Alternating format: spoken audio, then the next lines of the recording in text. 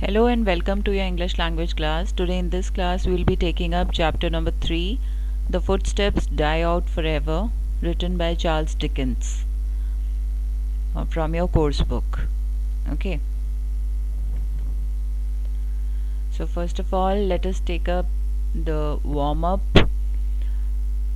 Damon is a character from Greek mythology who willingly takes the place of his best friend in prison so that his friend could visit his family one last time. So, in Greek mythology, Damon is a famous character who sacrificed his life so that he could save his friend's life and let him visit his family one last time. Okay, and next is your Jhalkari Bai was a brave woman who dressed as Rani Lakshmi Bai and went to battle with the British so that the Rani could escape. So this is also a very famous historical character who sacrificed her life to save Rani Lakshmi Bai's life, and she helped her in escaping the battlefield. She was later captured and killed by British soldiers. So this chapter, The Footsteps Die Out Forever, tells us that the people who are so selfless and they sacrifice their own life to save their best friend or maybe their master's life, so their footsteps somehow they just died out or they are forgotten. They are you can say the unsung heroes of history, or they are not remembered that much, they are not given that much credit in the past. Okay, so ऐसे लोग जिनके बारे में कहीं पर भी हम history में नहीं पढ़ते या उनको हम अच्छी तरीके से नहीं जानते, लेकिन उन्होंने इतना बड़ा काम अपने लाइफ टाइम में करके दिखाया जो कि हम लोगों के लिए शायद सोचना भी पॉसिबल ना हो कि हम अपने किसी फ्रेंड के लिए, बेस्ट फ्रेंड के लिए, अपने पेरेंट्स के लिए, अपने सिबलिंग्स के लिए अपनी जान को ऐसे कुर्बान कर दें. Okay, but these were the heroic personalities who actually did so. So discuss with your partner what is common to both these characters. Okay, both these characters sacrificed their lives to save their you can say best friend or their queen's life. Okay, what makes people do things for others? It can be the kind of loyalty, the kind of friendship, the kind of unconditional love for each other that make them do things for others in this way. Is it love, friendship, patriotism or loyalty? बहुत सारी चीज़ें होती हैं. कई बार unconditional love होता है, कई बार दोस्ती होती है, कई बार अपनी कंट्री के लिए आपका सेल्फलेस लव होता है. ओके, जिसकी वजह से आप ऐसे कदम उठा लेते हैं. A Tale of Two Cities by Charles Dickens is a very famous historical novel set in London and Paris against the backdrop of the French Revolution. A Tale of Two Cities, ये जो excerpt है ये एक actually एक novel में से लिया गया है which was very famous novel A Tale of Two Cities written by Charles Dickens. Okay, and it is based on the French Revolution. You must have heard about French Revolution. Okay, so it's a tale of violence and injustice as well as of love and sacrifice. ये जो novel है उसमें जो French revolution के दौरान बहुत ज़्यादा violence हुआ था, बहुत ज़्यादा इनजस्टिस हुआ था toward the French people, and this is also a story about love and sacrifice. So Sidney Carton is a British lawyer who falls in love with Lucy Manet, a French lady. Okay, so Sidney Carton कौन थे? एक British lawyer थे और who falls in love with Lucy Manet, जो कि एक French lady थी. Obviously वो कहाँ रहती थी? वो फ्रांस में रहती थी. अब ये फ्रेंच रेवोल्यूशन वहाँ पे चल रहा था. Lucy loves Charles Darnay Evremond. Okay, अब सिडनी कार्टन जो है लूसी से प्यार करते थे, और लूसी किसे लाइक करती थी? चार्ल्स एवरेमॉन्ड को. Okay, and Charles Evremond was a member of the French ruling class. Even though Evremond has not ill-treated anybody, he is captured and ordered to be killed for crimes committed by his father and his uncle. अब एवरेमॉन्ड जो हैं बहुत ही एक decent man थे, लेकिन उनके जो father ने जो क्राइम किए थे और उनके जो अंकल ने क्राइम किए थे, उसकी वजह से उनको पनिश किया जाता है और उनको प्रिजन में भेज दिया जाता है. He was captured and sent to prison and he was ordered to be killed.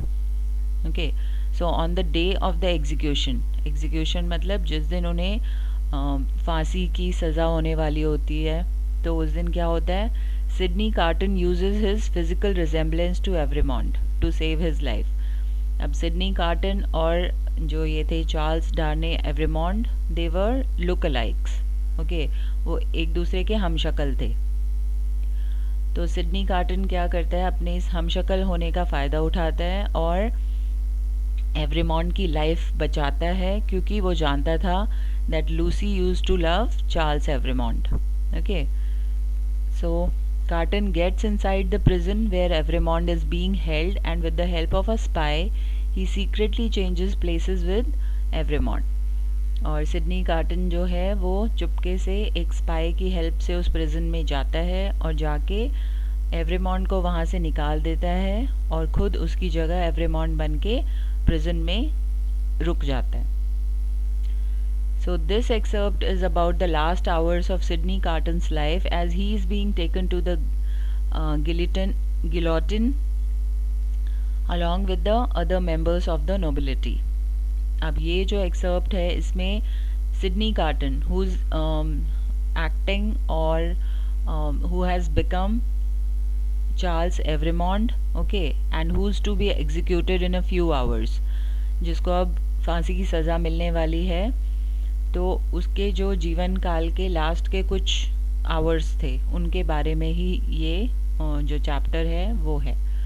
Okay, और गिलोटीन क्या होता है? गिलोटीन होता है आपका it's a piece of equipment which was use during the French revolution to be head aristocrats. अच्छा, जितने भी आपके रिच एंड इन्फ्लुएंशियल लोगों को जब भी कैपिटल पनिशमेंट मिलती थी या जब उन्हें बीहेड किया जाता था, बीहेड करना मतलब उनका सर काट दिया जाता था. ओके, तो यहाँ पे एक आपको ये इक्विपमेंट दिख रहा है. So it had a heavy blade, उसमें एक बड़ा सा हैवी ब्लेड होता था that use to slit down a wooden frame. Okay,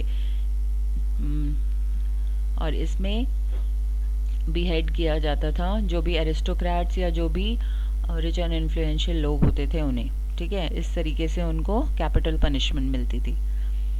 As the wheels of the 6 carts go around, they create a rough and temporary gap among the crowd in the streets. अब जिन लोगों को अब capital का punishment मिली थी या जिन्हें जो guillotine था वहाँ पे ले जाया जा रहा था उस इक्विपमेंट के पास, ताकि उनको बेहेड किया जाए. Okay, so they were being taken in a cart. There were 6 carts in total. Okay, and as the carts were moving through the busy streets, people were making way for the carts to move forward.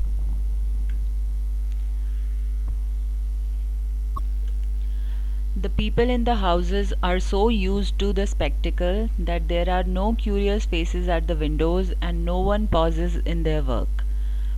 अब वहाँ के लोगों को इतनी आदत पड़ गई थी कि ये कार्ड्स जब भी जाते थे तो उन्हें कोई क्यूरियोसिटी नहीं होती थी that where these cards are going और what's gonna happen next, because they were quite aware that they are going to be beheaded.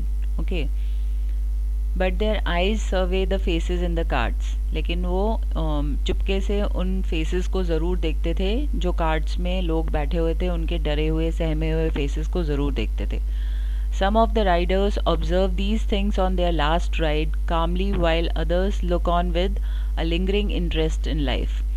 और जो लोग उस कार्ट पे बैठे हुए थे वो क्या कर रहे होते थे, बड़े ही कामली चीज़ों को देख रहे होते थे, और कुछ जो है वो ऐसे देख रहे होते थे जैसे अभी भी वो जीना चाहते हैं. Okay. Several close their eyes and think और try to get their thoughts together. और कुछ लोग अपनी आंखें बंद करके बैठे होते थे, maybe they were praying और something, and they were trying to get their thoughts together. क्योंकि obviously when you know that you are going to die, how will you will feel quite restless. So only one man is so shattered and horrified that he sings and tries to dance. और एक उनमें से एक आदमी ऐसा था जो बिल्कुल ही, जिसको कहते हैं ना, he was maybe he was quite shocked and he has got totally insane, so he was singing and dancing. Not one rider appeals to the pity of the people. लेकिन उनमें से कोई भी जो वहाँ के लोग थे उनसे किसी भी तरीके की रिक्वेस्ट नहीं कर रहा था, कोई भी सिंपथी की या पिटी की होप नहीं कर रहा था, because they were well aware that nobody can help them. Okay. There are horseman riding beside the carts and faces are often turn to some of them and they are asked a question or two. और इन carts के साथ साथ कुछ horseman थे जो obviously जो लोग उनको अपनी देख रेख में उनको पनिश करने वाले थे. ओके. तो उनमें से कोई एक आधा उनसे कोई क्वेश्चन पूछ लेता था. The horseman frequently point out one man with their swords. Everyone wants to know which is he. He stands at the back of the cart with his head bent down, talking to a girl who sits on one side of the cart and holds his hand. अब हर कोई ये जानना चाहता था that which of all these men was Charles Evremond. Okay. तो उनमें से एक जो हॉर्समैन था वो अपनी स्वॉर्ड से इशारा करके बताता है that he is standing at the back of the cart and he is talking to a girl who was sitting in the cart. He has no curiosity or care for the scene around him. जो Charles एवरेमॉन्ड है, मतलब actually जो Sydney carton है, उसको कोई परवाह नहीं है कि लोग उसको क्यों इतने क्यूरियोसिटी से देख रहे हैं, और he is not bothered at all about all the people in the street. He speaks only to the girl. Here and there in the street people shout against him. If they move him at all, it is only to a quiet smile as he shakes his hair a little more loosely about his face. So people were shouting against him. लोग कुछ ना कुछ उसके against ही बोल रहे थे. Okay. Maybe they were quite angry upon him, upon Charles Evremond. लेकिन वो फिर भी उसको ज़रा सा भी कोई फ़र्क नहीं पड़ रहा था. On the steps of a church awaiting the cart stands the spy. और वहाँ पे पास में एक चर्च था जहाँ पे वो स्पाई वेट कर रहा था. He looks into the first cart, not there. He looks into the second, not there. He asks himself, has he cheated me? His face clears when he looks into the third. अब जो ये spy है वो wait कर रहा होता है first cart में, वो सर्च करता है, वहाँ पे चार्ल्स एवरेमॉन्ड उसको नहीं दिखता, सेकंड में भी नहीं दिखता. तो वो सोचता है कि क्या उसने मुझे धोखा दिया है. Which is Charles Evremond? asks a man behind him. और उसके पीछे एक आदमी खड़ा होता है, वो उससे पूछता है कि इनमें से चार्ल्स एवरेमॉन्ड कहता है that at the back there, और फिर वो बताता है कि वो पीछे वहाँ पर है. Okay. So I hope you have understood this chapter till here. We will be taking up the remaining portion in the next video. Thank you for watching this video.